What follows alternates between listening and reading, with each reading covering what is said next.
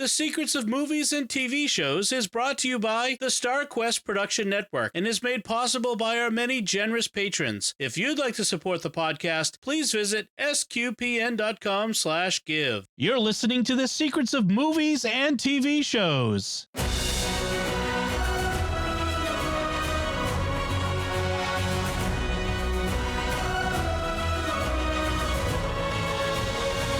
Hi, I'm Dom Bettinelli, and you're listening to The Secrets of The Village, where we will discuss the hidden layers and deeper meanings found in this M. Night Shyamalan movie. And joining me today on the panel are Mike Creavey. Hey, Mike. Hey, good to be here. And Mike Denz. Hey, Mike Denz. Hey, everyone. Folks, remember to like The Secrets of Movies and TV Shows on Facebook, where we're at facebook.com/StarQuestMedia.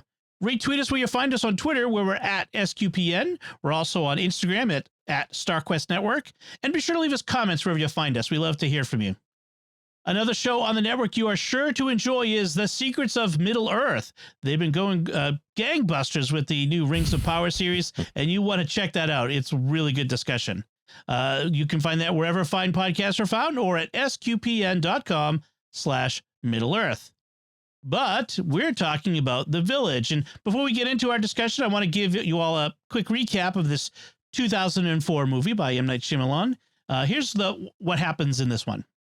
In a small, isolated 19th century Pennsylvania village, the residents live a simple life marked by the fear of some kind of dangerous creatures living in the surrounding woods. When one of the young people die of an ailment, another young man, Lucius Hunt, petitions the village elders to let him travel to the nearby towns for medicines, but he's refused.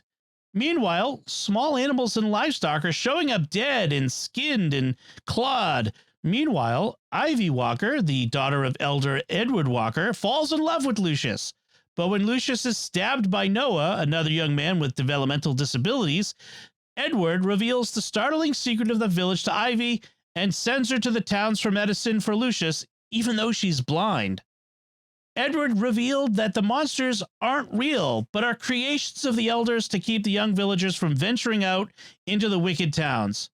But on her journey, Ivy is stalked by one of the monsters and manages to lure it to its death, only for the audience to have it revealed that it was Noah in one of the monster suits. And in the end, the real secret is that it's not the 19th century at all, but present day, and they're only pretending to live in the primitive past. The end. So it was great to be with you. Yep. Thanks for coming. See you guys later. There's not a lot to talk about. So let me mention some of the cast for those of you who may have not remembered since then. We have Bryce Dallas Howard in an early role, playing Ivy Walker. Joaquin Phoenix playing Lucius Hunt. Adrian Brody as Noah. William Hurt as I was going to say Elizabeth Edward Walker, her dad. Sigourney Weaver plays Alice Hunt. Joaquin Phoenix is Lucius's mom, as well as Brendan Gleeson. And Cherry Jones is in it, which was awesome because every time I hear Cherry Jones's voice, I think of the Little House on the Prairie audiobooks that she did. So I just love hearing Cherry Jones because it's a good memory. So guys, first, when did you see this movie? Did you see it when it came out in theaters? And how often have you seen it? And I asked that for a specific reason, but go ahead and tell me. Mike Creavey. Well, so I saw this, I guess I didn't check the release date on it. It should be on here quick. Was it summer 2004? July. Probably. 2004. Yeah. July. Yeah. Right. So I had just actually gone on a retreat, and it was after my sophomore year of college. And so it was very specific. We were making this movie that summer. My friends and I like to make different movies and stuff when we were in high school, and this had built up for like probably 6 or 7 months. We were making this War of 1812 kind of period movie. And so we were all kind of in this old timey sort of mindset. We were almost done. We had like the last 3 or 4 scenes to shoot. And then I went and saw this movie and totally just hijacked it. Like basically we used tons of music from the soundtrack for our movie. And there's like this whole like hunt sequence near the end where the bad guy is hunting my character. And it totally took on this like horror movie type thing that like this vibe that was not anywhere else in the movie. So it very much immediately had its fun effect on it. But yeah, it was that summer. I remember seeing it with friends back then, and I liked it from the very get go, which I know a lot of people did not, apparently. Well, a lot of people liked it. It had quite good box office, so it was popular. That's true, yeah. Some critics didn't, notably, as we were talking beforehand, Roger Ebert. But have you seen it multiple times since then? Yeah, I don't know for sure if I've seen it like every year since then, but I'd say at least every other year. I mean, it's one of awesome. It might be my favorite movie from him, or it's at least tied for the top space, maybe with well, it's hard to pick those first 3 or 4. Yeah, right. So, yeah, nothing since then. Okay. How about, yeah, right. We were talking about that beforehand. Yeah. Mike Denz, how about you? Did you see it when it first came out, and have you seen it since then? I believe I saw it when it came out on what at that time would have been DVD, like when it first came out. In 2004, I was 5 years into marriage, poor, and probably not going to a lot of movies. So I don't have the kind of recollection that Mike Creavey has, but I know I saw it. I mean, and I saw it early enough where the spoilers weren't prevalent. So I had no idea what was going on, which is, obviously key to any M. Night movie. And you need to not have a clue what's going, anything about it. And I guess that's kind of for me, for a lot of his movies. I mean, I've watched Signs several times because there's just aspects to it that I really like. I'm a big Mel Gibson fan. And it's not a big reveal type of movie, like a big twist. No, exactly. Yeah. But a lot of the ones where the twist, is kind of like the fun part of the movie. I haven't seen like more than a couple of times. Now I just watched this one this morning for this podcast. And that might be only the second or third time I've ever seen it. Okay. So you got right to a point I was making by asking you, because that's one of the things about Shyamalan's early movies is like Sixth Sense, not as much Signs, but Unbreakable and The Village all had these very important twists where, I mean, I don't know if you remember at the time when people saw Sixth Sense, it was people's minds were blown. Like people were freaking out. I still remember it vividly. Yeah, you have to see this movie before someone spoils it for you, which is great for the box office. And so I remember needing to get to see The Village at the theater before anyone could reveal the spoiler, because I'm like a huge, like, even just on regular movies, I hate spoilers. I do not like to be spoiled. And but watching it at the time, you have this reaction to the twist, but I haven't watched, I don't watch, again, apart from Signs, I don't watch these twist Shyamalan movies very often because I kind of feel like once I know the twist, doesn't have the impact. So coming into this recording and watching it again, I was very interested in checking my own reaction. What's it going to be like to watch this again now that I know what's going on? And it was a very interesting experience, and we could talk about it as we go through it, but there was a lot more revealed. Now, does it lessen my enjoyment? No, it didn't. In fact, I started watching the other night and I was like, oh, it's kind of late, but I'll get started. I'll watch half of it and I'll come back tomorrow and watch the other half. Yeah, like at 12:30, I was like just finishing up because I was like, oh, I'll watch to the next part. Oh, because there's like 3 major movements in it. Like, oh, I'll just watch the next part. And so that was my experience. I did the same thing the other night. Yeah. It was... Well, and we'll talk more about the twist and stuff, I'm sure, as we go. But I really think this one's twist, I don't know. I feel like it's its own. There's something very unique about it because of what it really means for the entirety of this whole endeavor that they're under, and for like the people, for the majority, for the 99% of the people in the village, they don't know it's a twist.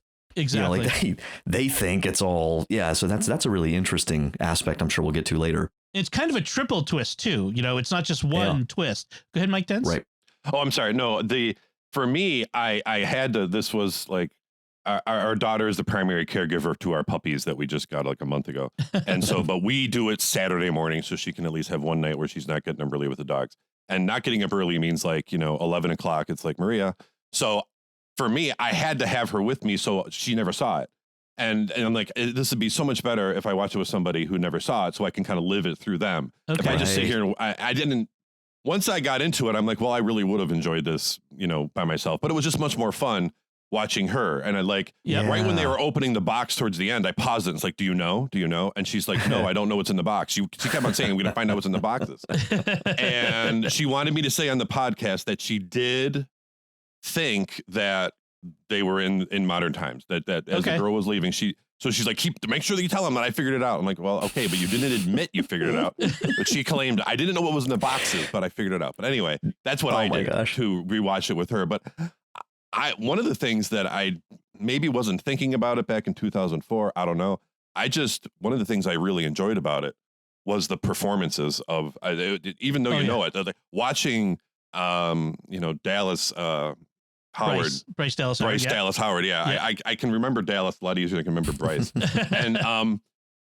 and how Ron Howard used to say that they named their children after like where they were when they were conceived. That's what I've heard too. In Dallas. TMI, Ron. TMI. Yeah. Sorry. Yeah, nobody I know needed to TMI, know Ron. that. I mean, Ron, thank you, but you could have just left that out. Be my son anyway. Buick. Sorry. Go ahead. Exactly. Cars too. Cars were brought up. I am sorry, everyone. I'm sorry. Sorry. But anyway, yeah. So that was just. I mean, because there's not like special effects, and there's some scary things and stuff like that. The story is neat, but I mean, watching Phoenix and her and everything, it was just wow. This is enjoyable. Yeah. And again, the direction is key to this. I mean, the way he shot it, some of the very tight shots, because again, I mentioned Ivy is blind. And so there are points at which if we had the normal wide shot of her in the woods, for example, we would see the creature around her. But because she's blind, he limits our viewpoint to just her face, and that really makes a difference.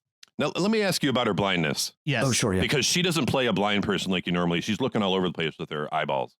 Now, I'm assuming that was on purpose, because otherwise, I said, no, you're blind. You got to look straight forward. Right. But is this when she could like sense things? She could see, I'm sorry, maybe. I forget his character's Lucius, not Lucius. Lucius's character. I could see her aura. She always it was always interesting how up until he was almost dead, he was mostly dead. I was like, we need a miracle man. Quite dead. That she Have couldn't fun see. storming the castle. Yeah, ceased to be. Another podcast. Sorry, but she didn't. When she went in there, she didn't know he was in there until she tripped over him. Yeah. Otherwise, she always knew he was present. And I thought that was really good. But do you think that's why she would not play a blind person with that blank, straight ahead stare all the time? Or I don't think it was bad acting or direction. No, I think she had my guess is she wasn't completely blind, that she kind of lived in like shadow. Yeah, that's what I was thinking. It wasn't like complete darkness, but that she could sense or see shadows around her, or indistinctly. Like what was that scripture verse? In a mirror dimly. Yeah, and gosh, kind of jump around a bit, but she would, like you mentioned, she could see his aura or light that surrounds him. And she kept saying you're a particular color, but would never tell him the color. And I want to come back to that. Don't let me forget to I won't. To come back the color. To that. Yeah. I just wanted to add, as far as like the aesthetic and just some other kind of initial things here. So, for some of our listeners are familiar with the Pennsylvania area in general. Some may not be. So M. Night Shyamalan was born in India, but he moved. I'm just double checking this. I guess his family moved to the U.S. when he was only like 6 weeks old. Right. And he grew up in Penn Valley, which is just like a northwestern suburb of Philadelphia. It's about 5 minutes or about 4 or 5 miles away from where my wife's her grandmother lives, like where my father-in-law grew up. So like I'm increasingly familiar with that area. I didn't grow up going to Philly much, but because of her side of the family, I've been there a lot more the last 10 years or so. And so we're in we live, and my family lives in the Harrisburg area, which is like about 2.5-ish, hours west of Philly, right, sort of south central Pennsylvania, and right between us and Philly is Amish country, right? So Lancaster, Pennsylvania, it's right split in the difference there, and growing up anywhere in this area, you do encounter the Amish, and there's no way that did not factor in somewhat, I would say, to some of his notion here in some ways. This is more of an extreme version, but I think this idea of trying to seek this sense of innocence and the sense of peace, and we had that there was a shooting a number of years back in an Amish school here in Pennsylvania, which made national news. Yeah. And there is something extra, just in a way, almost extra horrifying or just shocking and terrible about something like that. When you have, this attempt at some community, I think there's a general respect for, or at least intrigue in these communities that attempt to preserve, some kind of sheltering kind of bubble almost. And that's something I think we can get into more as we go. But just even on the surface of it, this is neat because he has filmed a lot of his movies in that area, Bucks County, Berks County, Montgomery, like just all around Philly. This was filmed, I think, just near Chadds Ford, which is about 20 miles west of Philadelphia, same area. Yeah. So what I love, like watching this for me, this is something that just gets me, that if you're not from more or less this area, it might not affect you as much. And my dad has always pointed this out too with it, is right from the get-go, like I know exactly what it smells like and what it feels like every one of those seasonal moments throughout this movie. It starts off in kind of early October, and I'm watching it in early October, and I'm like, that's what it looks like.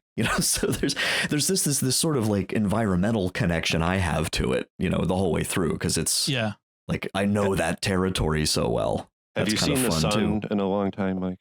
It's not for a few days around here. It was pretty dreary. Yeah, that's the thing I noticed in the beginning is like, are they ever going to have, this is like somber town in the very much. Yeah. Somber town. Where's the sun? There is no, depends on the week. Well, that's an interesting aspect of it. It's fall or early spring, or, late fall, or it's probably, well, given the harvest, like there was stuff they're picking, I'm guessing, well, probably around the time this is releasing, probably around the end of October, I'm going to guess. And it's always overcast. You've noticed it's always overcast. Even when there doesn't seem like there's any clouds in the sky.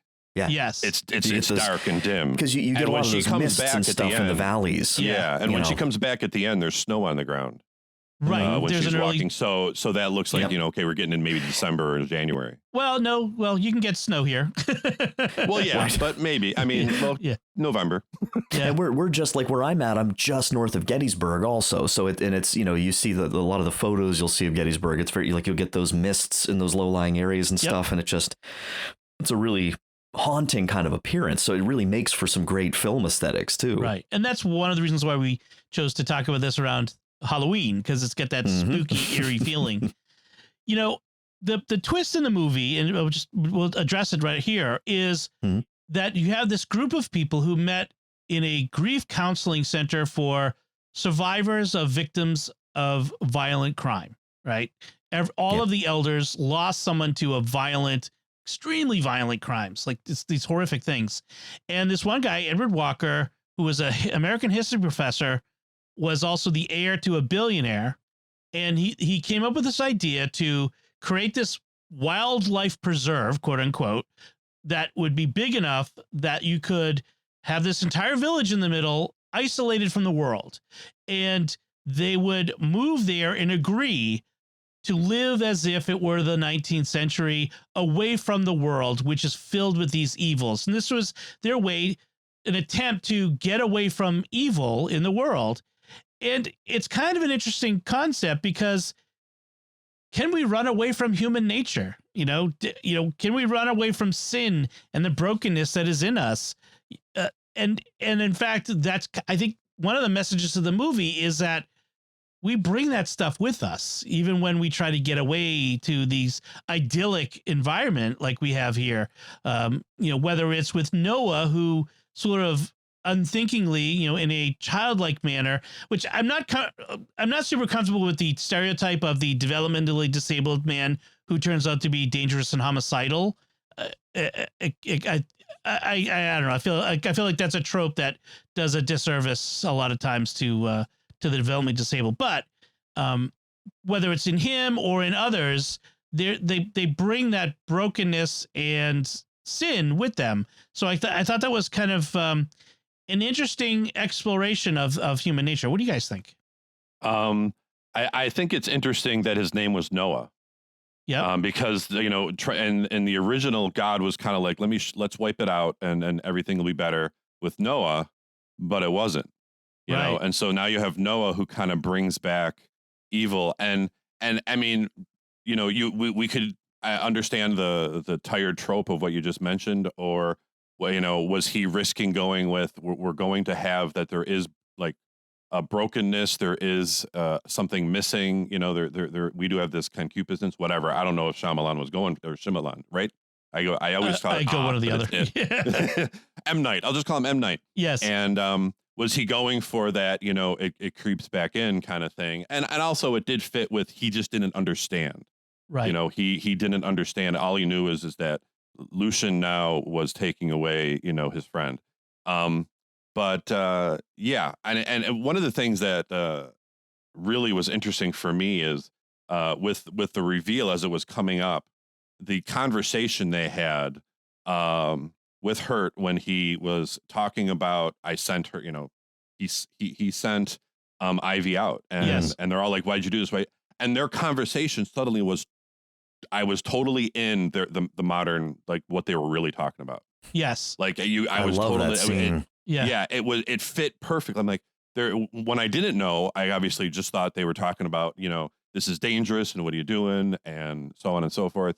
Yeah. But because I knew, I'm like, wow, this just sounds like a bunch of people who are like, hey, I thought we all agreed on this and this isn't a good idea, what you did, and you're sending around to everything that happened to the modern world, and that could expose us. This is going to expose this. Yep. And I don't know if we're going to get into it, but I think that's one of the reasons why he sent her. She's blind; she won't know what she saw. And in fact, she doesn't bring back any knowledge of that world. Because she assumed she was meeting some regular guy. She didn't know what that sound was, a siren, and so she never got exposed to anything. And it's interesting because there's a notion here that's, and this was a connection I never made till just now. I was just looking it up, so I have the quote here. But Brendan Gleeson, of course, who I love, in everything he's ever done, he's in this. And when they have that scene that you were just mentioning, Mike, he's actually I think it's.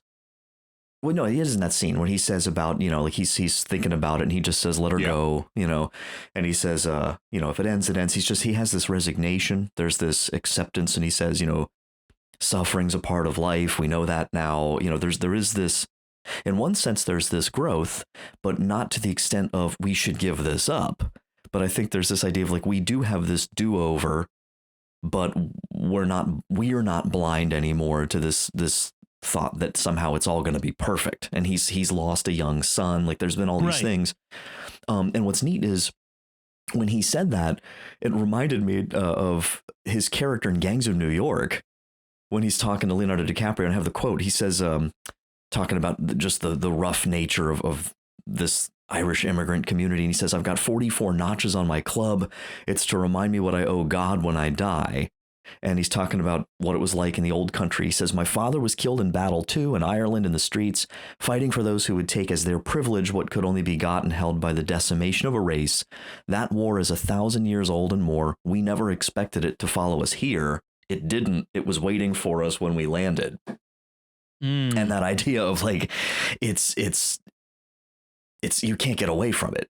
You can't. So I did, I think, a couple years back, I did a little commentary from some of my own ministry stuff on this movie where I think the title was something like "You Can Run, But You Can't Hide." And I think that's a theme I keep recognizing in it, is this recognition that with Noah, for example, too, it's not, we would, of course, as Catholics, recognize his culpability before God for something like that is going to be diminished, right? Because almost not he doesn't really understand what he's doing, but it doesn't take away the horror of the deed. Of course, it's all somehow affected by this fallen nature, that you can't ultimately. We don't have. It's a very anti-Pelagian movie. Yes, you can't. Like this movie proves Pelagius wrong. Like you can't just pull yourself up from your own bootstraps and give it your best shot and just now we don't have sin anymore. I wanted to mention about Noah is, again, on a rewatch, realizing Noah seems very creepy in the beginning. So like when they're at that big dinner after the funeral for Daniel, Brendan Gleeson's character's son, they hear the noises in the forest of the creatures that they think, and Noah seems delighted at these things, at the sound that everyone else is creeped out by, and he gets this weird delight, and it's creepy at first. Like, what is this? Why is this dude excited at something weird and creepy? Well, because as we find at the end, he knows the secret.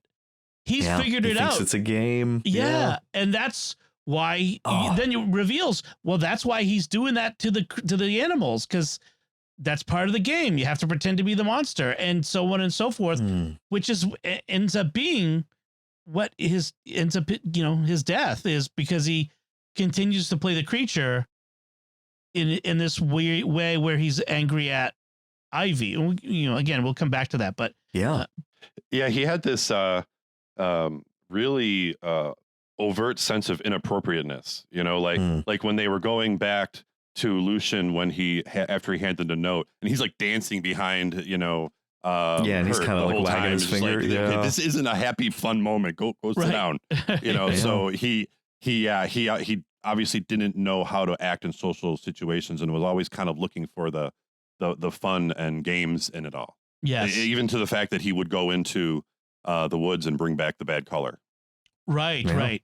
The bad color. That was an interesting aspect. So part of the legend that the elders had foisted upon everyone was we can't have the color red anywhere. And, Shyamalan in the director of photography, they really amped up red. And whenever red shows up in this movie, they've really busted out the color grading on that. And it was a carryover from The Sixth Sense, where red was also right. He does that in a couple movies where they really highlight it. And then the good color is yellow, or a goldenrod, which protects them, quote unquote.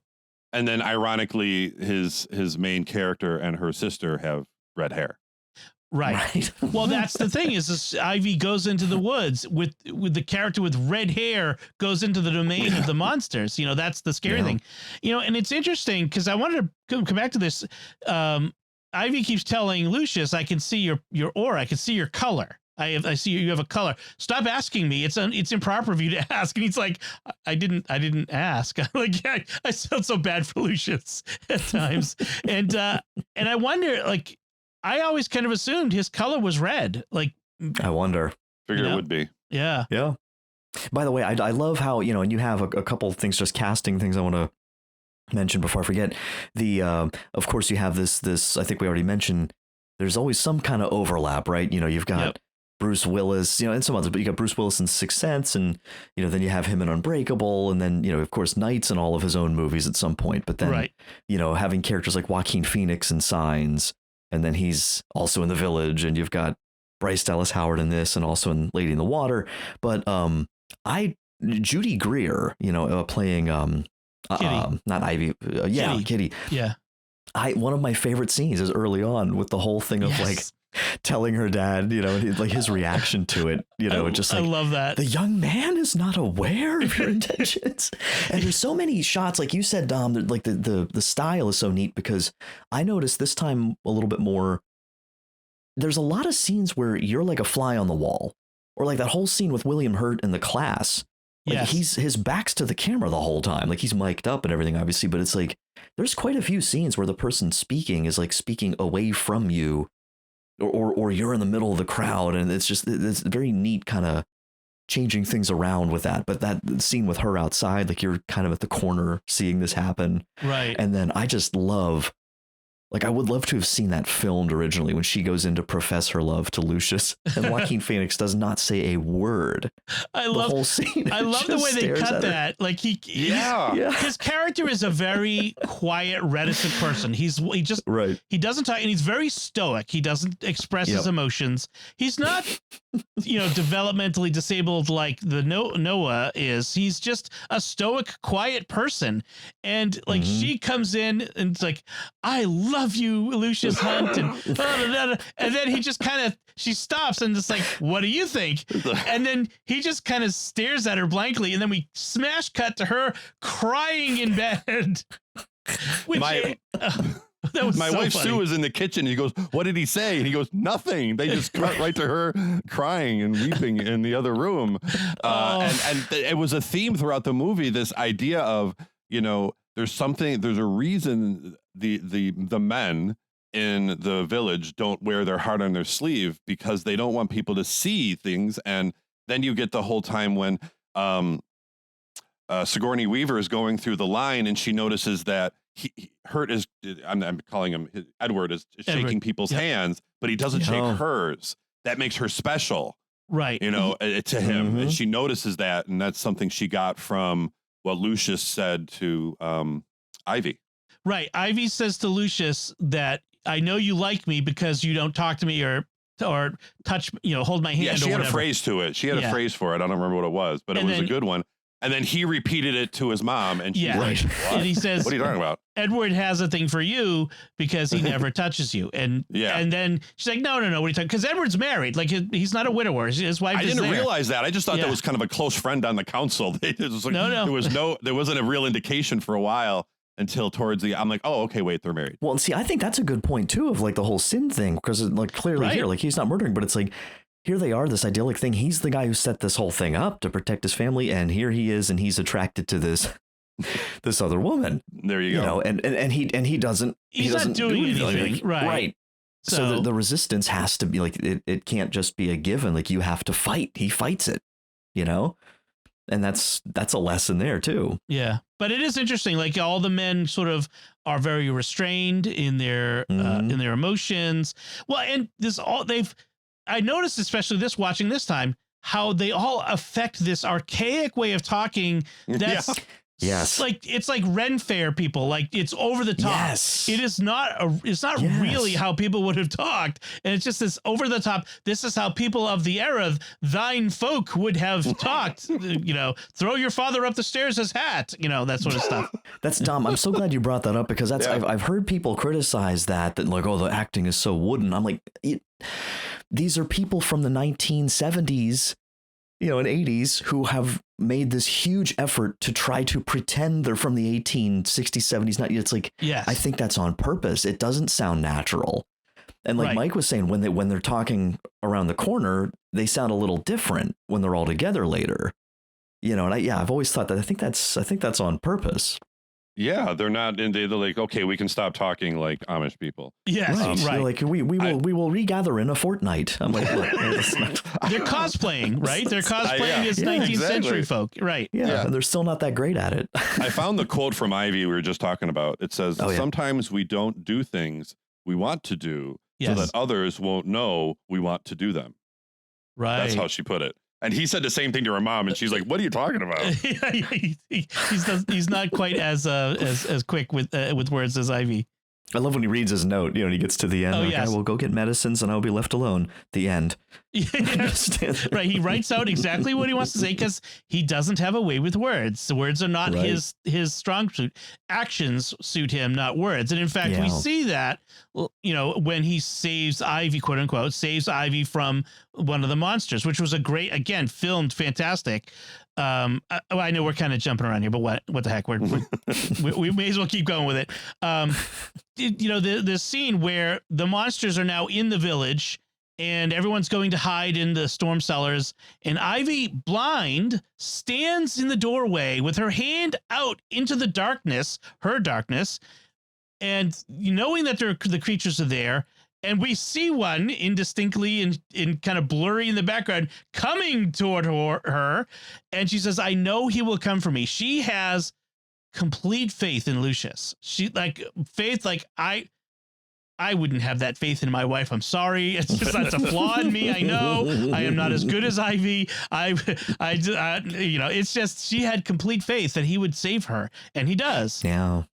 It's not that your wife wouldn't save you, Dom. It's that, would she be on time to save you? I'm sure she'd want to save me, but she might be hung up doing other things before she could get here.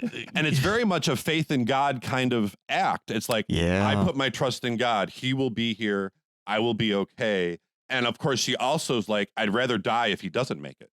Like, this is what I dream for, which is what she also said when he was hurt. Like, if he dies, I might as well die too. Right. But this is, if he doesn't show up, then I wanted to kill him. And the funny thing is, when you look back on it, is the guy in the costume was like, "Come on, girl, like get inside. I'm just here to paint red paint on the doors and scare you. I don't want to hurt anybody." What are you standing there for? What do I do now? It makes you wonder. Yeah, he's like, "Whoops, I missed." You know, like what's he gonna do? Yeah. Oh, I fell down. Oh no. You know, at one point, Lucius is Mr. Nicholson. That's the Brendan Gleeson character. His son Daniel has died. And he was friends with Lucius, and Lucius is taking care of him in his grief, which is, you know, again, shows the character of Lucius, who is a good person. Lucius means light. You know, he is light in this village, and in a way, a light to Ivy in her blindness. And but he's helping him. And Nicholson says to him at one point, "You may run from sorrow as we have, but it will find you." And it's such a profound point, which is, as much as they've tried to get away from a world where sorrow was perhaps the defining characteristic of their experience following, you know, the grief of whatever violence came into their lives, they tried to run from it. And it just, sorrow is part of the human experience, and you can't run from it. Yeah. Well, I know Peter Kraft, I've always really respected a tremendous amount. Up your way, Dom, right? Oh, yeah. I guess we have Boston College, but he's got some, and you know, he's really just weaving Lewis and Tolkien and, you know, Kierkegaard and Augustine and all these you know, people together. But I've always been really struck by the way that he explores in a lot of his writings and talks that the important realization that Jesus doesn't take away suffering. Like there's all these systems that claim to have a way around it, or a way to avoid it, or a way to, you know, deny that it is real and all. But that Jesus doesn't do any of that. He changes the meaning of it. You know, that he fundamentally, it doesn't take your pain away so much, doesn't take away the loss, but objectively changes its meaning. And that faith that it takes to accept that and sort of embrace that, take that leap in the dark, you know. And I had never thought of Lucius as light for some reason. The name connection, you know, is brilliant, I think, you know. So that's a big theme in this too, I think. You know, is there suffering? Like he says, you know, Edward keeps saying it a couple times, you know, we are grateful for the time we have been given. Well, you know, who's giving them the time? Well, you know, like it's, I don't think they really overtly mention God. There's no church that you see per se, is there? That's a good point. I wanted to bring that up. I was wondering about that. Because that was, to me, one of the first clues that something was off about this village, because a 19th century village would have a church, a village of this size. And there is no sign of faith, of organized religion faith. There's talk of, at moments, thoughts and prayers, which is another very modern sort of phrase, right? Thoughts and prayers. And there's no church, there's no preacher.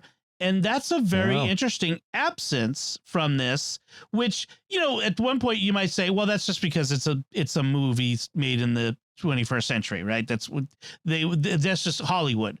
But I think it's actually perhaps intentional, because these people have gone away from the world and are trying to recreate a world in which this sort of thing wasn't there.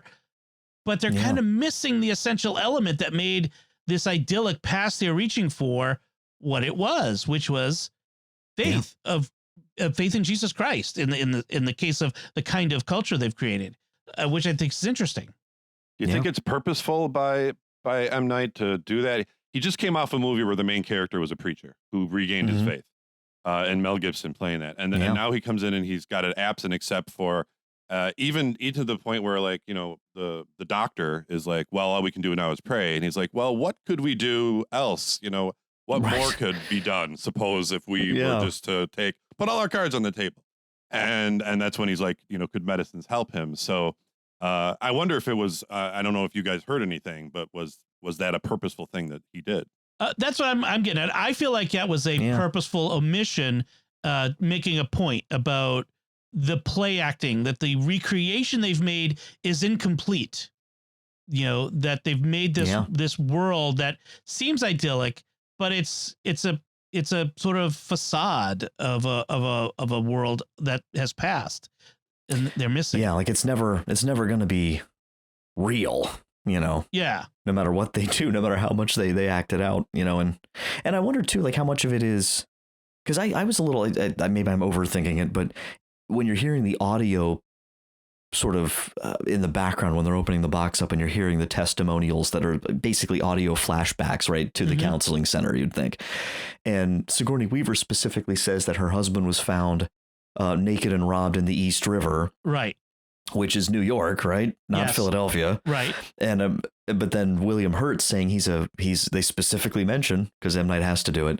You know, he says, I'm a professor of history at the University of Pennsylvania. You know, that's in Philly. And I'm just thinking, like, where's this counseling center that these people from Philly and New York? I don't know. Well, I mean, like maybe she might have moved. She moved. She's moved. Yeah. Not that far. Yeah. Philadelphia's not that far from New York. No, it's not. She would move yeah. there to get away from the pain. I want to bring up something that Sigourney Weaver's, Alice says at that point too, which is early on, she tells Lucius what happened to his father, but she tells him in the way that would be for the village, right? And he left for the marketplace and at or something. 9:15, which is a very specific time. Very specific. And not the sort of time frame I imagine that people in the late 19th century, because they didn't have digital watches. They had, he left after, around 9 in the morning. He left after his breakfast in the morning, or half past or that sort of thing. Yeah. But a 9:15 is a very specific time period. And so it was almost a clue to me. I think too, just the whole way through it, when you hear like when Cherry Jones, also who is the sheriff in Signs. Yep. So she's in a lot of these things. But when she mentions to Ivy on the day of Kitty's wedding about her sister, and and look, people have had horrible, violent, terrible things happen to them all through history, of course. Yes. I mean, just read the Old Testament, but there's just something about like the high percentage of particularly violent crimes and killed in an alley by a gang of men and all this. There are those things throughout it where you're kind of like, or because she says too, he was found naked and robbed in the filthy river, she says. Yeah. And I'm also thinking how filthy was the East River in 1976 compared to 1876, probably more filthy. Probably was pretty bad in the late 19th century, actually. I'm sure it was not that great either. Yeah. But it just makes you wonder, like you said, to those little clues were like the markers, like what's going on here, and a high concentration of bad things have really, really bad things have happened to family members of the, I think he's laying out clues, which is the same thing he did in Sixth Sense and Signs, laying out clues for us so that when we get to the end, we go back and go, oh, that was, that's, I have to I have to throw this in. Mike, I'm not in any way, shape or form questioning your daughter's truth telling here regarding her calling the ending, but I do have to just laugh a little with Sixth Sense because there's the joke about like when that came out, and I had one friend in particular, I won't mention his name, I'll save him, but who still insists to this day that like he had it figured out about Bruce Willis, and we're like, dude, no, you did. Like we were in the theater with you. You didn't. He's like, well, I know. I was like, you didn't say anything, and so and I laughed so hard when I think it was Ocean's 12 came out, the sequel to Ocean's 11, which was I think 2007 or 8, somewhere in there. So it was almost 10 years, after Sixth Sense, and I just remembered. Do you remember like Matt Damon at one point is talking to Bruce Willis, who has a brief cameo in that? And you overhear him saying, he's like, you can kind of tell the scene where you're at the restaurant with her, like they play off that in Ocean's 12. Yeah. About like Bruce Willis getting people coming up to him all the time, claiming that they had figured out the six. And he's just standing there nodding like, oh, yeah, you kind of guessed that. Like, so that was good. Just something I remembered. So my daughter's, she is texted me to mention about this is what she said. Within the first 20 minutes or so, I thought maybe they were hiding from the modern world, but decided that probably wasn't the case because I figured the twist would be darker and more clever than anything I could think of. So she shied away from it. Now I want to tell you, trust herself. She should have trusted herself, and she's honest to a fault. So I totally believe her. But I got to tell you a quick story about my mom. My mom loved her stories, loved her movies. She would watch like 3 soap operas at once. And I remember being like homesick and like, well, I guess I'm watching these. And then and being so confused because I didn't know she flipped the channel and be like, wait a minute, who are these people? I don't, I can't follow all this. And she loved watching movies. She loved all the old stuff. She was one of those people he'd be like, oh, yeah, I remember when he was younger, or that person's dead now. I mean, she knew all this stuff. Right. So I got the Sixth Sense out. I brought it home. I'm like, I got to watch this with my mom. I kid you not. 15 minutes into the film, she's dead. I'm like, are you serious? She's like, how do you? No, I just totally ruined it. She was awesome. That good. She's like, oh my gosh. He's dead. And I mean, because she saw him die, and she just wasn't fooled. So there are some good people, and absolutely. My mom and apparently her granddaughter have a sixth sense about these movies. That's right. I have to admit, whenever I'm watching a police procedural, like any show that has a crime that's being solved, as soon as the person who did it appears on screen, I always can say, I say to my wife Melanie, he did it. She's like, how do you know this? He hasn't said a word. He's in the background. It's in the structure. It's sort a formula. It's a formula. It's just how they do it. The first or second witness they talk to, or the first or second person that kind of shows up, and especially if you know who they are. Right. I mean, you're not going to put Paul Rudd in this Law and Order unless he's the killer. So I guess he's the killer. Right. So in any case, back to the Village. Enough with our abilities to predict. I know I'm sure all the listeners are very impressed. So Lucius is very perceptive. He's as quiet as he is. He knows everyone's got a secret. All the elders have these secrets. He knows he's seen the black boxes, and he knows that Edward Walker has feelings for his mother. He knows somehow that the monsters won't hurt him. Now, he thinks it's because he has purity in his heart, but I think he senses that there's nothing truly scary about them. There's something about them that they're not real, or at least really dangerous. He holds the record for standing with his back to the forest. Right. Of them. By the way, did you notice who was the young man who we saw doing that? Was Jesse Eisenberg? Was it just I forgot that he's in this. All I could think of is Facebook. I know, social network. Right. Or Lex Luthor. Lex Luthor is the other one. Yeah. I don't think of him as Lex Luthor. But one of the things that kind of gets me about the scenario is that that these elders, these folks who have receded from the world, in order to save themselves and their children from evil, they've instilled fear in them. They live in terror of the unknown around them. And it's an interesting sort of, again, not anti-Christian as I don't mean opposed to Christianity, but sort of the opposite of a Christian attitude toward such things, is this idea that we live in fear of the world around us. We need to recede from it. And frankly, I see a lot of Catholics in certain areas doing this sort of thing, where we're afraid of the world and we have to instill that fear in our children. And it's sort of the opposite of what we're doing at StarQuest. We engage with the world. We're about engaging with movies and TV shows and pop culture to find the good, the true, the beautiful, and to connect with it and to reject what's bad. But they're all about fear. And I thought that was a very interesting aspect. And it had to be something that developed as they went along, because we assume that these people came out basically with either really young children. I mean, everybody that knew what the real world was about was now an adult and part of this council. Right. So then they started saying, okay, now we're having children. We've been here a while. Lucius was a baby in arms at the time. I mean, the picture. So how do we keep them out? And how that developed is an interesting backstory we don't know.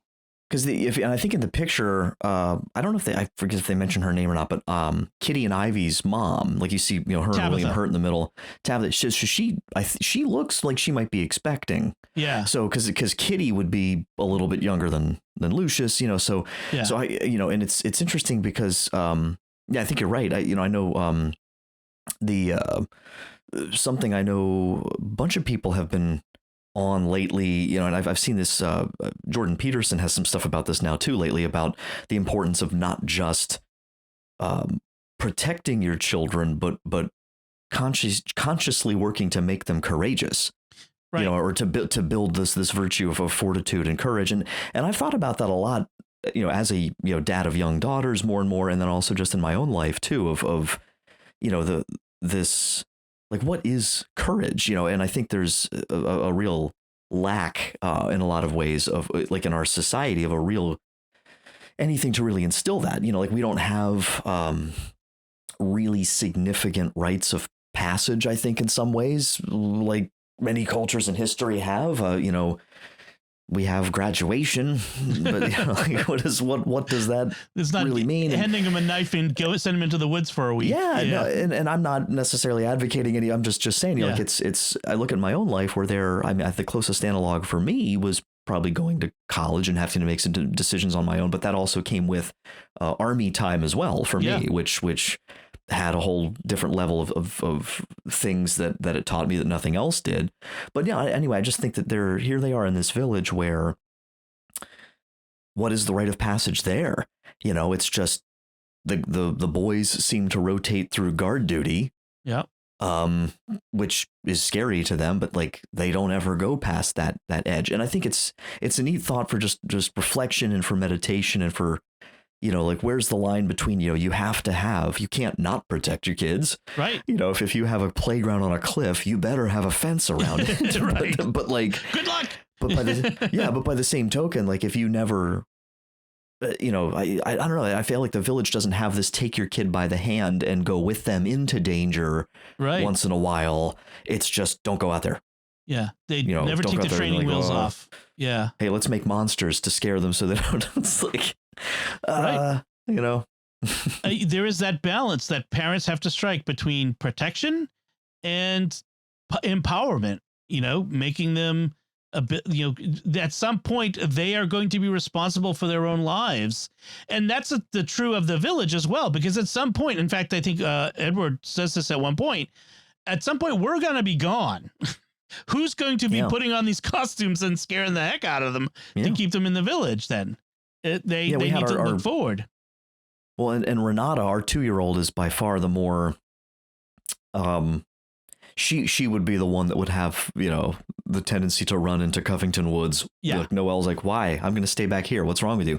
But her older sister. But Renata, like, just a few months ago, she kept like putting this paper bag, like a store bag, on her head and like running around the living room. And I kept taking it off. Like, honey, stop it. You're going to get hurt. And finally, like, I let her run into the wall. Like, I knew it wouldn't hurt her, but she just boom and fell on her diaper and she cried. And I was like, well, I don't know. I don't know if that was the right thing. It was like, at some point you got to know that it's gonna, this is a not super dangerous lesson that hopefully will teach you deeper lessons. Small hurts prevent bigger hurts. That's for sure. Hopefully. Yeah. And another thing too, I think it's Tim Gray who I heard give a talk, and he's saying because of our kind of our post-Christian or our post, our post-Christian culture where we're more in, the apostolic age again, where we're evangelizing to a society that's hostile to us, that you can't just teach your kids the catechism and scripture and give them the truth. You also have to teach them what they're going to encounter when they go out. Yes. And instead we have the village which is, really speaks why they called it the village. That's just where we stay. We're not going to teach you about that. We're just going to completely hide it from you and scare you from even encountering it at all. Was this after Hillary Clinton's famous "It Takes a Village" statement? It takes a village to raise a child. Boy. Was she? Was Bill president at the time she said it? I think that was. Yeah, I think that was in the 90s. I don't know. It was. I think it's an African proverb or something. Yeah. And I mean, I don't want to get political, but I feel like that maybe this might be a kind of a reference to that a little bit too. I want to go back to something we said earlier about them making up the story about the monsters. Walker does say at one point that there was a legend of the Covington Woods and the monsters, which was a misdirect for the audience, so that when it came time for Ivy to be stalked in the woods by the monster, which turns out to be Noah, we still are thinking maybe this is a real one. Could it be? Yeah. I had to explain that to Maria because she actually didn't take with her. I didn't take with me the first time I saw it either. Yeah, I think I did. I remember thinking, like, I don't know. I mean, are they real or are they not? I mean, why are they after her? If they're just there to scare you, then why is somebody after her? because they didn't show Noah into the floorboards, which I thought was kind of a weak thing. Like, why is he going in the floorboards? I don't know. Right. But him discovering the suit was much later than a lot of her experience with what was going on out there. We didn't find out it was Noah until I think she trapped him. Yeah. And I think when I saw it, I wasn't so sure at first, like it had me in, because it's not a long scene, when it's after her, but looking back on it, seeing it a bunch of times, I think that's probably one of the more weak points for me, because it's like, just from a practical standpoint of what are the odds that you would make this up based on a legend of creatures, but like have them look exactly the, it's like exactly the same cloak, exactly the look is identical, unless it were something that were depicted. And the only time you see a depiction of them where they're trying to make it look like it's, so it almost looked like supposedly some sort of like Native American carving or something, right? Like on the rock. It's this very nondescript, vague kind of shape, and it's yellow. So I thought, well, they can't paint it red. That's forbidden. Right. Yeah, that's true. But I was just wondering, like, if you wanted to try to go for it, I guess, you obviously have to have it be looking just like the ones that you've seen already to make that connection, and to have it be Noah eventually. But I don't know if that's. But, and of course, Ivy's blind. I don't know. So she doesn't. Yeah, she doesn't know what it looks like. Yeah. Right. Yeah, he didn't really have to dress up for her. Or she can't hear him, because when he falls, he injures himself in such a way. I thought that was well done, that he can't. He's trying to call out, but he can't. So she just hears these pitiful sounds. And she's like, the growling and the grunting and the it was interesting during the wedding when there's that livestock slaughter, when all these animals are dead and the elders are perplexed. And again, on first watch, it was like, what is doing this to us? And on second watch, it's, who did this? Because we're not doing it, and they're kind of starting to get a little worried, like, what's going on here? And so it's very interesting how those same scenes can be played with two different perspectives. And that's one of Shyamalan's, his gifts, is to have these scenes where it's the same scene and they look completely different with new knowledge. Yeah, I don't know what that livestock was, but I'm like, who killed the Chihuahua? It was weird. Right. There was a dog, there was rabbits, and there was a dog. All right. I think because you have it, I think it's well done in that you have it in the context of the wedding and all these people. Like it floods your senses with all these people. You don't notice that you don't see Noah. Right. At all the whole time. He's not. And then if you go back, you don't see him, but you're not thinking while you're looking at hundreds of people like, hey, where's Noah? And you would also, think, Oh, go ahead. Sorry. I was going to say, and you would think that's the sort of thing where Noah would be having fun and playing it up and, the manic fun thing. So go ahead, Mike. Mm-hmm. Yeah. Well, he only does inappropriate stuff. So if he was being fun, that would be inappropriate. Right. Oh, maybe. but you also notice that August is missing through that stretch of the movie where he's obviously playing the monsters that are coming into the village and stuff. Yeah. And then he conveniently shows up, and I don't even know what his explanation was of where he was, but now he's back, and you hadn't seen him from since the early part of the movie. Right. So after, what was it? Before the monster attack, when Ivy and so Lucius is sitting on her porch, keeping watch over her at night, and she comes down to see him, and she's talking to him. And I love this. This is another one of my laugh out loud moments, like the early one with her sister. But she says to Lucius, "Why can't you say what's in your head?" And he says to her, "Why could you not stop saying what's in yours?" I'm like, this is my life. I love the look, because that's another one of those scenes where it's filmed from behind them, like you're sitting kind of, and I love like how well, because the thing I think is maybe a subtle thing that maybe not everybody would catch if you're not kind of looking for it, is it's got to be so difficult to communicate the emotion and all of that as well as they do when you're acting to a camera that's behind you. Right. Because that whole scene, like when he's looking away and she says like, "Will we dance when we're married?" And he does this like this awkward lean, for like this shocked lean forward, like in this breath, like gut punch. Like you can feel like how could you? What is with you?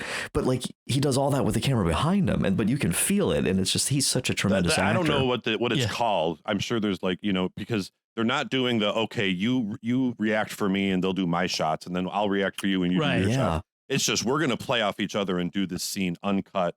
And it's she right after she says, "Will you dance with me when we're married?" She says, "Why can't you say what is in your head?" And he gives the line that Dom just said about why can't you stop saying what's in yours?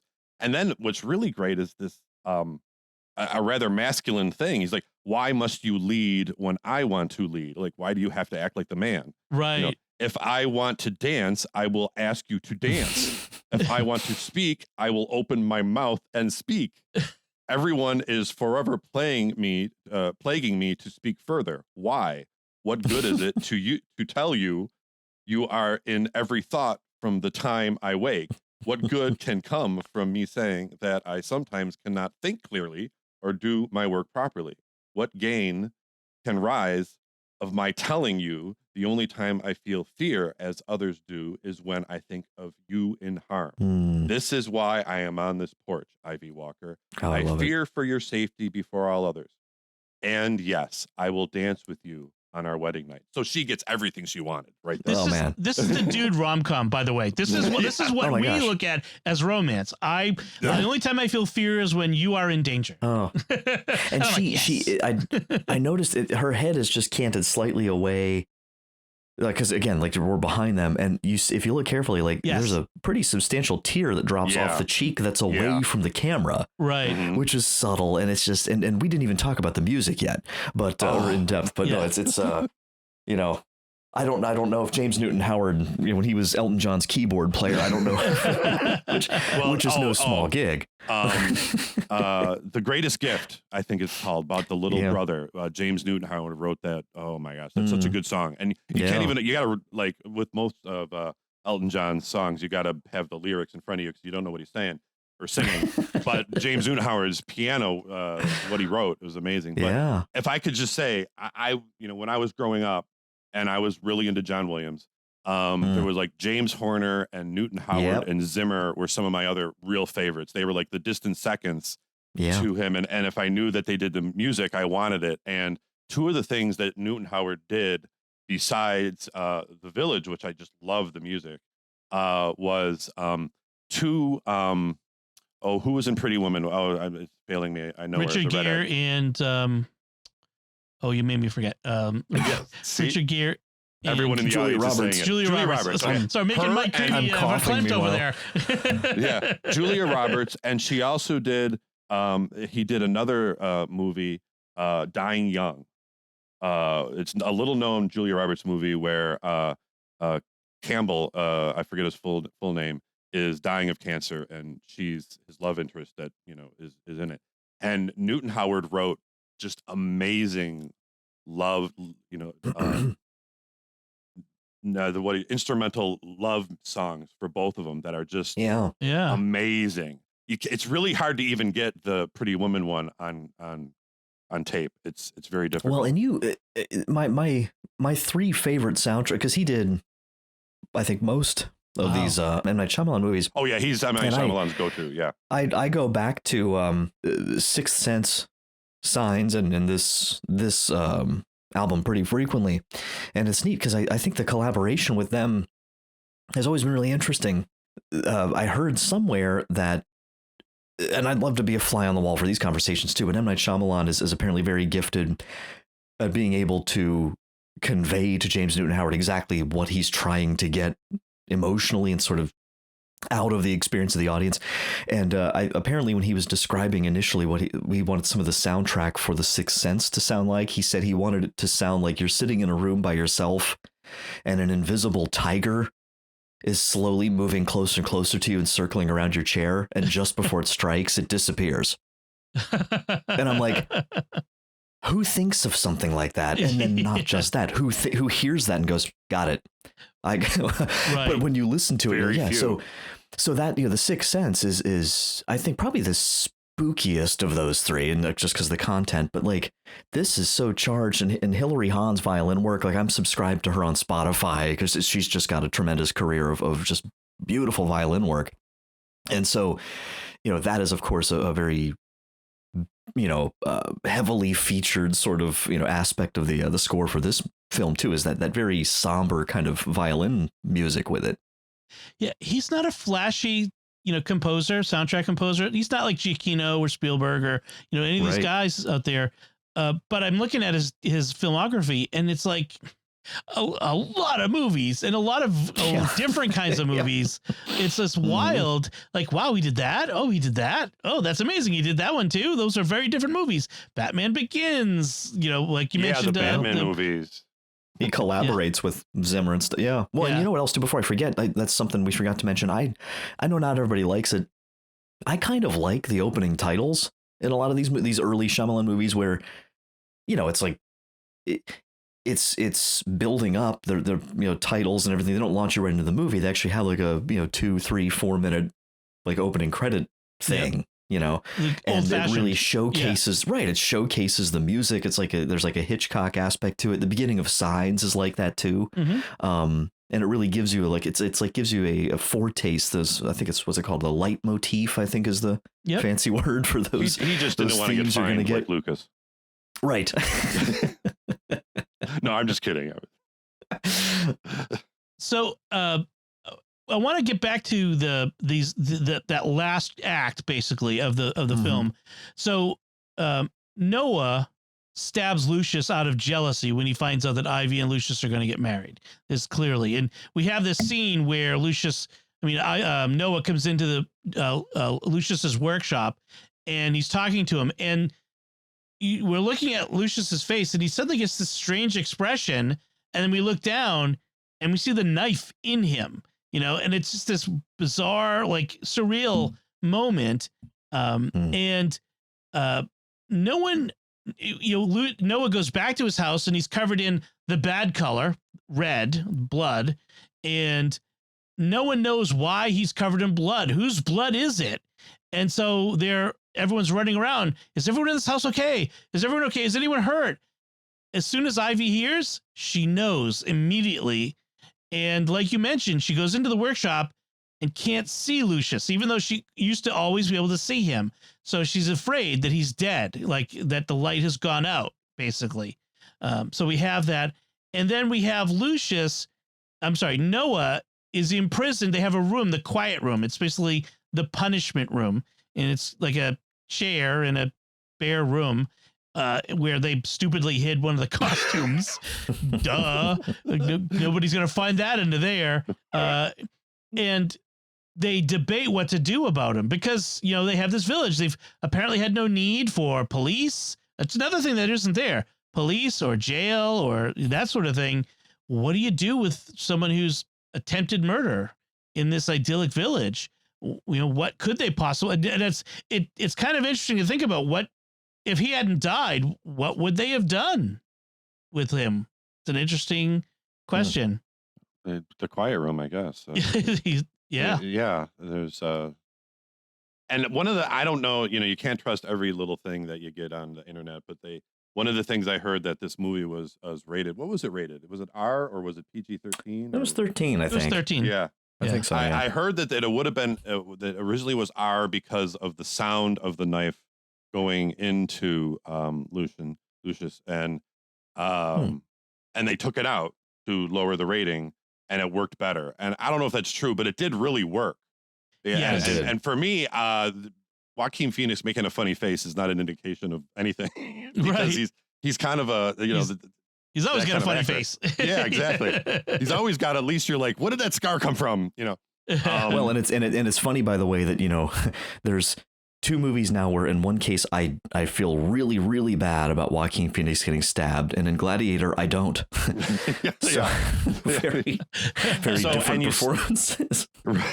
And you see it coming out, and it's already in there. It's almost like you don't see it right away, and they're like, oh wait, what is that? And then he pulls it out, and and then there's the whole the performance, and I didn't even realize it was him because he was performing so well, of Adrian Brody as Noah, was so good. And he's kind of like, okay, what do I do now? I stabbed him. That probably wasn't a good, I wanted to. And he's kind of moving back and forth. And he's like, and then he goes, I should probably take the knife, I guess. And then he leaves, and then he leaves. And kind of like he's going back into his awkward, I'm not really sure, what I'm going to do, or why maybe I shouldn't have done that. That doesn't seem like it was good. And then he goes back and just starts stabbing him more. which was Right. like horrifying. Stop! Like, oh my god! Yeah. I want to yell at the screen. Stop! You're right. Yeah. And my daughter goes, the only thing I was invested in was their relationship. And I'm like, she's always really invested in the Yep. the relationship. The shipping. Yeah. Yep. So also then, Noah's in the quiet room and Ivy kind of comes calmly to the quiet room and you think she's going to talk to Noah, that was bad to do. And she kind of comes in and then she starts slapping him silly, like just like smashing him. And it's like, oh my gosh, like it was shocking to see. Yeah. And this is what turns him against her, right? She's dragged out, the door's closed and he wails in pain, the rejection, because he's innocent and innocent. He doesn't understand why she would do this to him. And so it crushes his spirit in that sense and turns him against her, turns him into this monster that he's going to become. He puts on this cloak to become a monster in that sense. Mhm. Yeah, he was he might like happy to see her when she first showed up. Like, okay, now everything's okay. I got rid of, Lucian and Right. and he does that. So yeah, I was sitting there thinking, would just be happy she didn't bring her cane in. So Yeah, it yeah, could have been a lot worse. Whacking him with it. But yeah, I was expecting it. I mean, but maybe it's because I remember it. I didn't remember a lot of the fine details. When she was coming in, I'm like, oh, she's gonna hit him. Right. And she did, obviously. And then the scene where she goes to her father to ask him to let her go to the towns. Like now she's doing what Lucius did, but now it's his daughter and the man she loves. And he needs this medicine to survive. And in this scene, the camera focuses again only on her face. We don't see Edward in this scene at all. We just see her face very close up. I thought it was an interesting choice.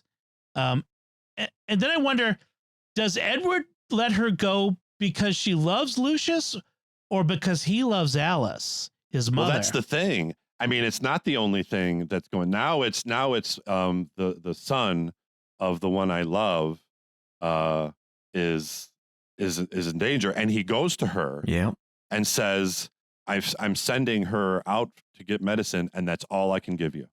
Right. That's all, and he says it several times. It's all I can give you. And I'm listening to it. I'm like, oh, okay.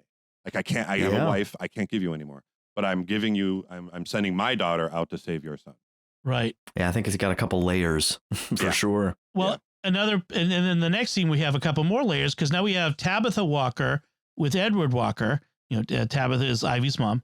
And she says to him, you've taken the oath to never go back. Like there's this oath or pact that we're being told about here, like that they all took, the elders, in order to avoid the evils that they left behind. You took an oath. And she starts emphasizing, you took an oath.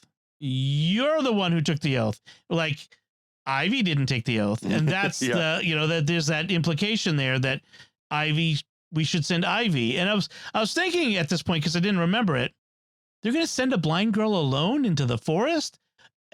But of course they don't. They send her with the two of the boys, the two of the young men. Rosencrantz and Guildenstern. Yeah. Yes. Well, they're dead. Well, it's funny. I don't think I ever realized until this viewing that one of them, the first one who ditches her, is her brother-in-law. Yes. The one who's concerned about the creases of his shirt. Is she going to squeeze me like that? Yeah. I don't know why I didn't make that connection before, but yeah. Yeah. And so, like before that, because we got to get interleaved with Edward revealing the farce to her and then seeing her go. And he's like, takes her to this shed where no one is supposed to go. And he says, do your very best not to scream. What? She goes, what? Why not just tell her before? Look, okay, I'm going to go in there and there's a costume hanging there and it's one of the scary monsters. So I'm going to have you touch it. So, no, but of course for the movie, we have to have do your very best not to scream. Okay, Dad. And didn't the shed have a name just like the ones we don't talk about? It's like we're at the shed with which we don't go into. Must not be used. Right.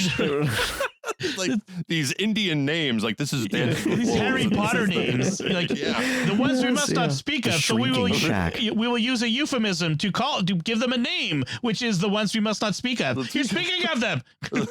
I must laugh, by the way, because the grammarian in me. I was reading an article about this earlier, and it says something about how they're attacked by creatures known as those of whom we must not speak. And I was like, no, sorry, you're not that lucky. They do end it with a preposition constantly through the movie. It is technically those we don't speak of. So someone online was trying to fix it. I'm like, nah, just gotta let it go. You gotta it's the way it is.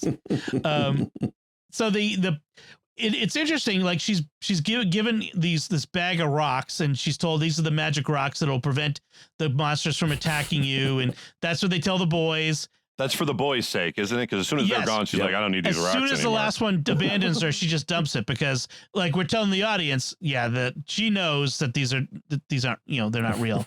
And that's when our guard is down as the audience, right? We know, okay, she's alone in the forest, but she's safe. There's no real monsters there, right? Well, then she almost falls in this pit, this Chekhov's pit, because it's going to come back at the end. But, she almost falls in the pit. She saves herself, but she's attacked and escapes. And so there's this, I mean, it's a good scare. Like they did a good job. He did a good job of managing our expectations and messing with them. So Edward says about Ivy. So we keep cutting back and forth to Ivy literally stumbling blind through the woods, to Edward in the village and talking. And he says, I love this line. She is led by love. The world moves for love. It kneels before it in awe. And I'm like, so true. Like, so, I mean, wow, that is such a great line because, she is motivated by love, and her love, is his faith is in love. In her love, and that's why he sends her and why he believes she'll be able to do it. So I thought I'm a huge sap. I literally tear up every time I see that scene. Yeah, and I don't care who knows it. My wife sees it coming. She's like, "Oh, here we go." Wake him the waterworks. Turn him on. For me, it's like we know what it should mean. Yeah, but is it it's always like you're talking about romance? Are you talking about the he's on the track feeling? Or are you talking about are you talking about the guy in the cross, right? That we kneel before, and that her very action is love. Like this is what you do for love. Now she's doing it, there's a lot of emotion in there, but it's also if it wasn't real, would she really be doing, if it wasn't actual love, this is what you do. You put yourself in danger. You're going in blind. I mean, and I'm there, and she gets to the stone path, and she starts going in this direction. I'm like, how do you know it's that direction? It's like, he didn't tell you to go right or left, did he? I don't think he did. He just said follow the road. I hope it's the right direction. Right. Well, didn't he? I was actually confused this time around because he says, they even play it too. A half day's journey, and you'll come to. And I'm like, hasn't she been out at least one whole night? Or then sitting in the rain. Yeah. I mean, maybe she just was trying to sit out the storm or something. Yeah. Well, maybe a half day's journey, like, puts in potty breaks and rest stops. Right. Stop at Burger King on the way. So, this is really going to take 6 hours. But it also gives you that sense that this is a deep in this woods. Like they're way in there, and it makes me I guess it was around this point I was thinking to myself, could a village that looks like this really be self-sufficient? I mean, there's a lot of ironwork and there's a lot of stuff in there that, I don't think villages of the 19th century that had the level of comforts that they have could be completely self-sufficient from the outside world. There had to be story about going to the towns. Like we got some stuff from the towns. Yeah. But now it's just way too dangerous to go out there. We made this agreement. We won't. People died. We put our yellow flags out. What I'm sort of surprised about too, with Knight's personal knowledge of and love for, the sort of Philadelphia area, I'm a little surprised as a lifelong Pennsylvanian myself, because I'm looking at this like breaking it down too much. Like, listen, if I'm gonna do this, there's lots of other places I would go to in Pennsylvania than 30 minutes outside Philly. Like, because there's no way. And this is again one of those things, like, it's a movie about like people pretending to be monsters, and and the thing that I'm stuck on is like, wait a minute, hold on, the light pollution alone. It's like, you would not. So, I mean, if you want to do this, anybody, I'm telling you, you want to go to like middle of the state or very northern Pennsylvania, where you can go for like 20 or 30 minutes without seeing another anything. Right. It's not too different than parts of like Wyoming in some places. They don't say where in Pennsylvania it is, right? I mean, that's true. That's true. They did film it. That's right. That's right. So maybe they're out in like, more central Pennsylvania. Although we do find out from the Rangers that Walker paid off somebody in the government to reroute air traffic. Yeah, which was kind of a scandal. So because I'm sure someone was thinking that, like, well, what about airplanes? That would have come up. And so we're gonna have to make up another story to scare the kid. Those are the creatures flying above us. Dragons. Well, did you guys notice too in the paper, and it's of course very deliberate, like in the newspaper that Knight's character is reading, it's every single thing on that page is some horrible bad thing. Tragedy. Yep. War. And we only see violence. the back of M. Night. Yeah. Well, we see his face in reflection of the medicine fridge. That's right. The one place we see it. To help us know he's paying no attention to him stealing the drug. Very Hitchcock. Yes. Yes. Kind of just he appears. I do like, she climbs the wall of the preserve and is. I mean, it's lucky she's found by the ranger right away. I'm not sure what she would have done otherwise, like walked along the road till somebody found her, but he was right there, and believes. Well, her. Was he? I mean, she could have been standing there a while. I suppose. Right? I guess that's. I don't true. think we don't see her jump over the wall. We just kind of see her there. I think. Did you notice that the wall was ivy? The wall was covered in ivy. Yeah. Before and after she was on it. Yeah. Right. And. Who knows what the note said, because she has no idea. She couldn't read it, right? So the note could have been a very detailed, this is Edward Walker, give her penicillin, amoxicillin, whatever the things was, into antibiotics. And then Walker, and then at the end, Walker asks this good question. Well, when the elders are all behind that building, what happens when we die? Do we enlist the next generation to keep up the ruse? Are they going to train the next generation to tell their kids the same lie? How will their kids react when they find out? Or do they not? Or they just, and at the end, because of Noah's sacrifice, as he puts it, they don't have to put on the costumes anymore because they have evidence. A creature attacked Ivy in the woods, and Ivy is, everyone will believe Ivy. And Noah died from the creature. Yeah, and Noah is dead. Killed by the creature. Right. So, and that's where we end it. We don't know if actually Lucius survives. You're right. I mean, he just right. I think we assume. I don't know. I like, that's another bone of contention. It was a little bit for me, but not that much, because I just kind of assumed a happy ending. Obviously, my daughter Maria was like, ugh.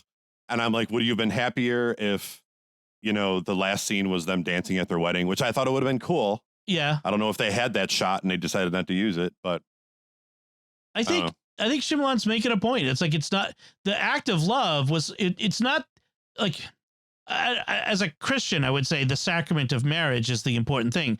But from the point of his story, the true proof of love is not this wedding ceremony. The proof of love was her self-sacrifice, her going to get the medicine. And so in a sense, you don't need to see the wedding. You can believe that it happens if he survives getting stabbed all these times. Let's assume that it's a movie, so we can assume he does. It's amazing that but and that whole thing juxtaposed to how the elders been acting the whole time, with scaring people and being afraid and staying back, and she was courageous and saved her loved one and didn't like go to a village by herself and try to trick everybody because her loved one died. Right. Well, one thing I don't want to forget to mention that's kind of tangential to it's parallel to some of this is, did you guys wonder, like, when he comes out, because I've always kind of wondered about this, and I was thinking it through this time, when Edward walks out, like they're going back and forth and making this decision of whether or not he's going to send Ivy, which makes me think like, how long is Lucius over here slowly dying of an infection? It's like people are walking around, but he walks out and he says to her, she's sitting in the chair on the porch, and he says, the moment I found out that my daughter was, going to be blind for the rest of her life, I was sitting in that chair, and he says, I felt so ashamed.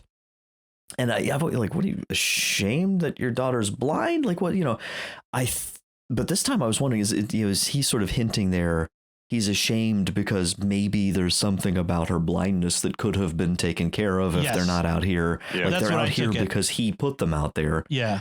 But I just thought it's interesting, but he says it to her, which like, what does she think that means? I'm like, that doesn't, I wonder about then that. He like, explains, right? He explains, well, he doesn't really explain, no, he doesn't. does he? She never finds out about the modern world. She just finds out about the fake monsters. Yeah. And what his reason for it, like, why do you guys do that, is never addressed. That's kind of a problem when you think about it. He's got to be like, so why do you guys I think do he this? kind of gets at that he wanted her to never know the pain of loss and to not go to the towns.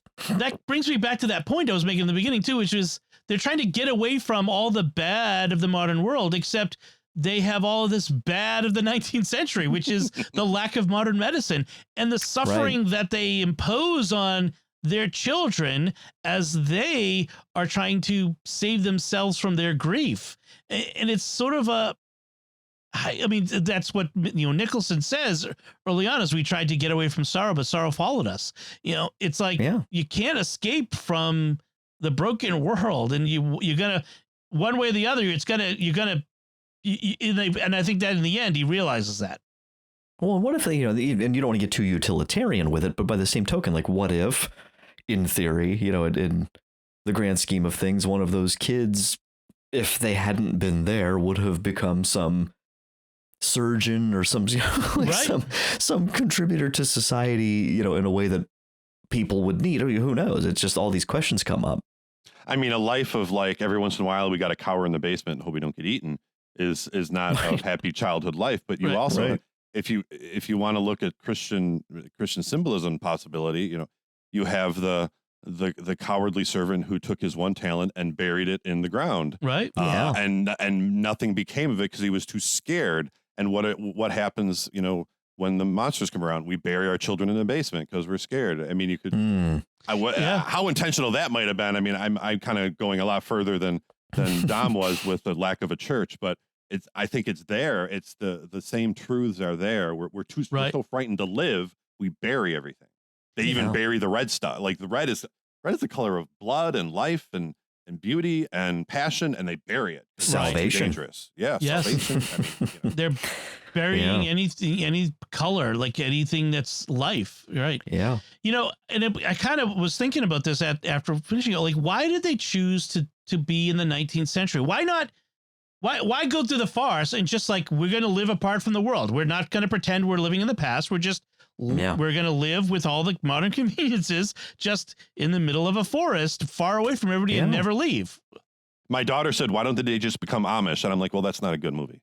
But I mean, there had to be something about, I mean, that had to be a commentary of some sort by M. Night on what was so good about the late 19th century as opposed to now. Right. Well, and it's so detached, because you figure they must have set their clock shortly after the Civil War, right? Because I mean, by the time it's 1897 on the little tombstone at the beginning, they've already been there for 25 or 30 years. Probably 1877. So it's yeah. So I've wondered about like they don't have to teach their kids about the Civil War. They can make up any story they want. That's true. Well, Lucius was a baby, right? And he's probably about 20 years old at the start of the movie. So you figure that it was about 20 years, right? That's so everybody other than the elders is 20 years or younger, frankly. I mean, that's kind of interesting. Everyone had to have been at most a baby before to not remember. So which means they would have had to exclude anyone who had older kids, kind of. Yeah. I used to have Nintendo. What's Nintendo? What? What's he talking about? He's crazy. Everything. He's like Noah. Don't pay attention. Yeah. We ruin everything. Anyway, any last thoughts about this? Anything we missed that you guys want to bring up? Mike Denz? I was thinking there would be, but I covered everything that I wanted. I already said how much I love the cast and the acting and the music, and that I was kind of surprised at how much I enjoyed it, even though I thought, it was all about the surprise ending, which was really not. I mean, the surprise ending was cool. It was nothing like The Sixth Sense. And when you saw it, you're like, oh, but you kind of forgot to appreciate how well done it was all the way through. And so this second or third viewing, I don't know what it was really enjoyable. Well, and I think that's the same for me too. Like I said at the beginning, is like, this twist being different, I think, by nature. And maybe that's why, as much as I really love and respect The Sixth Sense, like I don't go back to that one very much. This one I go back to a lot more, which there's probably a bunch of reasons for that, but I think it's probably a little more watchable just because the twist, doesn't sort of, I don't want to say spoil it, but there's a story there that's distinct from the twist aspect of it. Right. I love the acting. I mean, I think Bryce Howard makes this very watchable. I really enjoy that character. And there's something apart from the creepy parts, there's something about this idyllic life. I mean, there is something about this. Yeah. They seem to have apart from the fear of what's around them, this beautiful life, like the communal meals, and there's like these interesting, nice parts of that. Let's see a beautiful village. And there's something compelling in that for us. And that's what makes the other parts so creepy, I think. So, but I think a lot of it is forced. I mean, like they're forced happiness. Like, look at what we're doing. Isn't this great? Yeah. And they're putting on their Stepford wife kind of faces. And the real joy comes from Ivy, and her, the way she acts, which is not in tune with what the elders are kind of going to put on. And I will say one last thing. Yeah. No, she's not. Yeah, it's real for her. This was her first major role. M. Night saw her like in a play and just cast her. And I was reading some sort of back and forth tweet or whatever where she was saying, "Thank you for betting on me." He goes, "Oh, it was not a bet. I knew you had it in you the whole time." And it was, amazing. So, and Michael Pitt as Fenton, I just thought he was like just kind of a good little comedy relief. He was always so scared. He's up on the tower. He's nervous. He abandoned her in the woods. He looked like a tough guy, but he clearly pushed come to shove. He was a coward. So I just enjoyed his performance too. Yeah. Yeah. There was a lot of good cast. I think that's one of the things that makes this a good movie is the casting was fantastic. All right, so that should do it for now. We want to, before we go, take a moment to thank our patrons who make it possible for us to create the secrets of movies and TV shows, including Steve N., Iris V., Sean B., Paul M., and Gretchen L. Their generous donations at sqpn.com/give make it possible for us to continue the secrets of movies and TV shows and all the shows at StarQuest. You can join them by visiting sqpn.com/give. So that's it from us. We would love to hear what you think of The Village. You can let us know by commenting on the show at sqpn.com/secrets or the StarQuest Facebook page, or send us an email to secrets@sqpn.com, or visit the StarQuest Discord community at sqpn.com/discord. Until next time, Mike Denz, thank you for joining me and sharing the secrets of The Village. Well, yeah, I do this because I want other people to know that I want to do it. And Mike Creavey, thank you as well. Well, blast as always. And once again, I'm Dom Bettinelli. Thank you for listening to the secrets of movies and TV shows on StarQuest.